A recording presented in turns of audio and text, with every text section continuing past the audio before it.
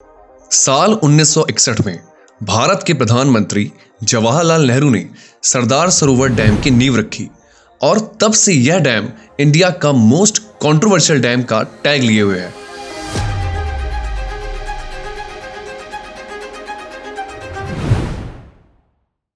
इस डैम के 3 parameter height, length और कैपेसिटी के कारण यह विश्व के सबसे बड़े डैम्स में से एक है।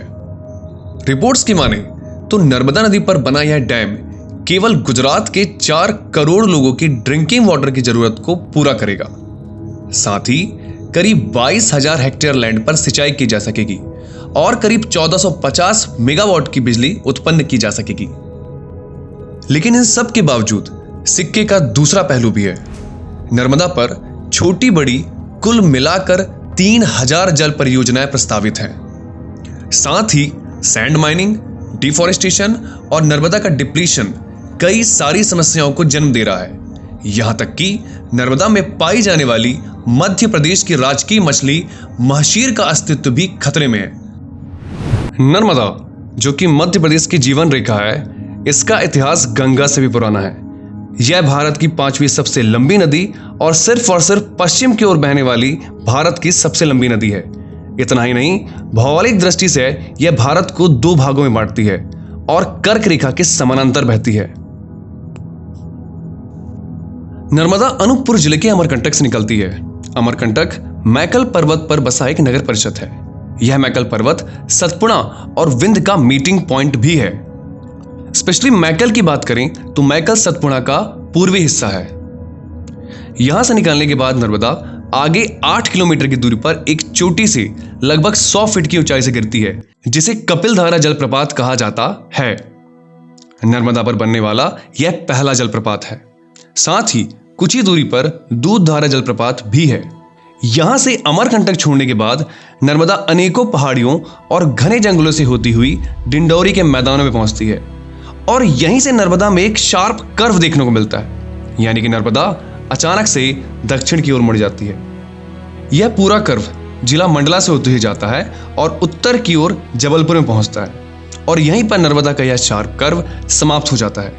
यहां से नर्मदा भेड़ाघाट जलप्रपात बनाते हुए रिफ्ट वैली में बहने लगती है। नर्मदा मध्य प्रदेश के 15 जिलों से होकर गुजरती है। इंटरेस्टिंग बात यह है कि यह नर्मदा नदी कर्क रेखा के समानांतर बहती है। इसके मार्ग में सबसे बड़ा नगर जबलपुर है। महत्वपूर्ण नगरों में नरसिंहपुर, होशंगाबाद, खंडवा और बड़वानी जैसे जिले इसके तट पर स्थित हैं।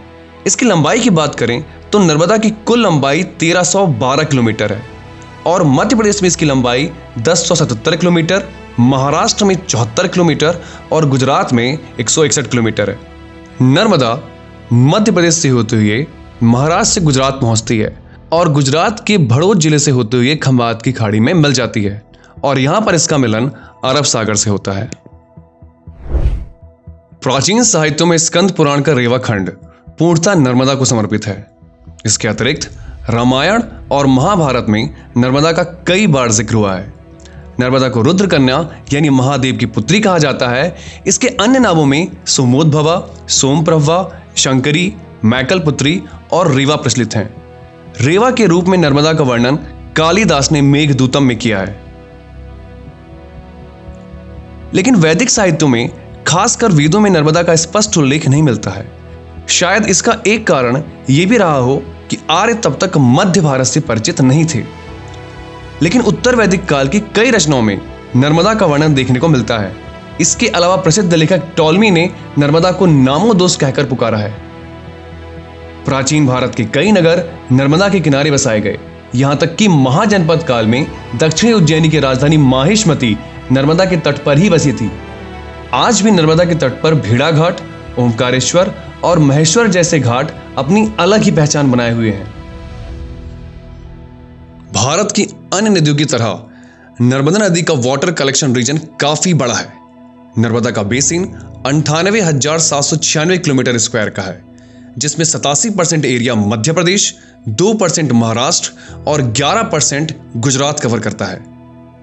नर्मदा का यह बेसिन 3 ओर से कई पर्वत श्रृंखलाओं जैसे कि उत्तर में विंध्य, दक्षिण में सतपुड़ा और पूर्व में मैकल रेंज द्वारा कवर किया जाता है। पश्चिम की ओर यह अरब सागर से अपनी सीमा बनाता है। इस बेसिन में मध्य प्रदेश के 25, गुजरात के 5 और महाराष्ट्र का 1 जिला और छत्तीसगढ़ के 2 जिले आते हैं। नर्मदा के इस बेसिन में वैसे तो नर्मदा की कई सहायक नदियां हैं, लेकिन जिन सहायक नदियों का water collecting area 500 kilometre square से अधिक है, ऐसी प्रमुख 41 सहायक नदियां हैं। इनमें से 19 सहायक नदियां दाएं तट यानी विंध्य की तरफ से और 22 सहायक नदियां बाएं तट यानी सतपुड़ा की तरफ से नर्मदा में मिलती हैं। इन 41 सहायक नदियों में 39 मध्य प्रदेश जिले में मिलती हैं और 2 नदियां गुजरात में मिलती हैं। सिंस नर्मदा का बेसिन काफी बड़ा है और इसीलिए नर्मदा वैली डेवलपमेंट प्रोजेक्ट के तहत 30 लार्ज, 135 मीडियम और 3000 स्मॉल स्केल के डैम्स इस बेसिन पर प्रस्तावित हैं। बड़े डैम्स में से जबलपुर का बरगी डैम, खंडवा का इंदिरा सागर या पुनासा डैम और इसी खंडवा के ओमकारेश्वर में situated Omkareshwar dam mostly agriculture, hydroelectric और ड्रिंकिंग वाटर के लिए यूज किया जाता है। साथ ही गुजरात का सरदार सरोवर डैम इस नदी पर बना सबसे बड़ा डैम है। लेकिन इतनी महत्वपूर्ण नदी होने के बाद भी नर्मदा ने पिछले 50 सालों में कई प्रकार के थ्रेट्स झेले हैं, जैसे कि इलीगल सैंड माइनिंग, नदी के आसपास डिफॉरेस्टेशन और साथ ही साथ इस नदी पर प्रस्तावित छोटी बड़ी मिलाकर कुल 3000 जल परियोजनाएं इसके अस्तित्व पर खतरा बन रही हैं।